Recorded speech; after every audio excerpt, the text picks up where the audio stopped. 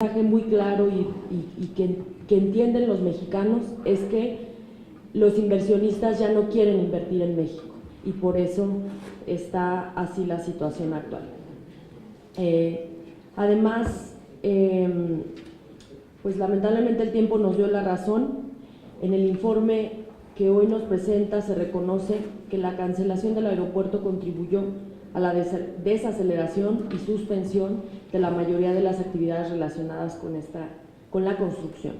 Por otro lado, y entrando de fondo al tema, que quiero preguntarle, nos encontramos en un entorno en el que de manera generalizada varios organismos internacionales como el Fondo Monetario Internacional, el Banco Mundial y la OCDE han revisado sus expectativas de crecimiento mundial a la baja. Por ejemplo,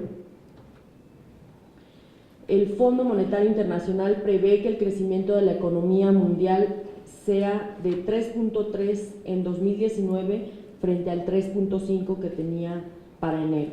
De igual forma, la OCDE recortó el mes pasado su pronóstico de crecimiento mundial para el 2019 del 3.5 que traía en noviembre de 2018 a 3.3%.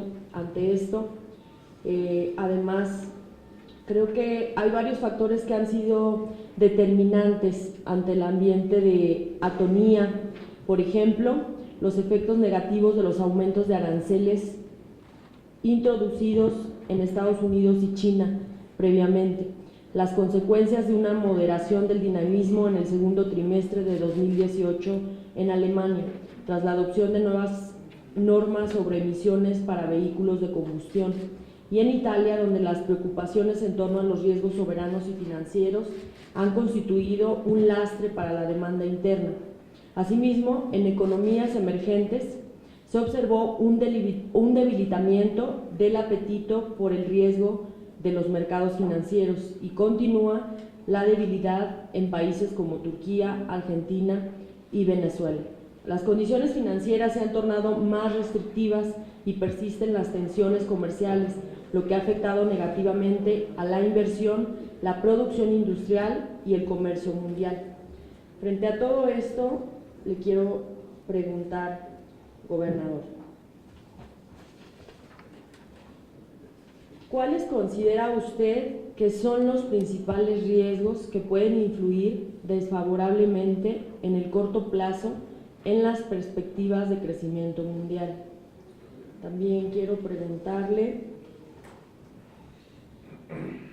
¿cuáles considera usted que son los principales riesgos para el crecimiento futuro de la economía de Estados Unidos, dado que es nuestro país vecino? ¿Cómo incide este contexto en la región y desde luego en países emergentes como el nuestro, como México?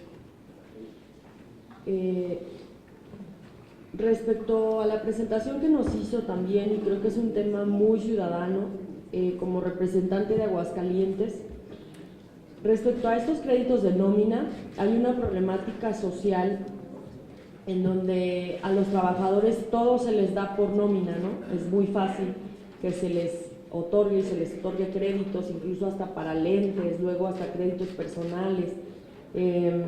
Y yo desde que era legisladora local promovía que se frenara este tipo de créditos porque el resultado era que a los trabajadores terminaban llegándoles 100 pesos en su quincena, 200 pesos en la quincena derivado de todos estos créditos. Yo estoy a favor de que la economía se mueva, de que, pues, en pocas palabras, si la gente a veces no accede a un crédito, pues no se hace de bienes, de un vehículo, de una casa. Sin embargo, ¿qué propuesta usted propondría, y con el apoyo del Senado, para que estos créditos fueran limitados, para que no afectara el flujo de efectivo de los trabajadores? Y por último, en octubre del año pasado, la Bolsa Mexicana de Valores registró su mayor salida de capital extranjero. En los últimos 3 años se estima que salieron del país cerca de 528 millones de dólares. Ante ello le pregunto, ¿cómo afectó esta fuga de capital en la balanza de pagos? Y por último, ¿qué pronósticos hay para la balanza de pagos, principalmente en el tema de las reservas internacionales? Es decir, las reservas en qué posición acreedora nos colocan en el escenario internacional para este 2019. De antemano le agradezco. Muchas gracias.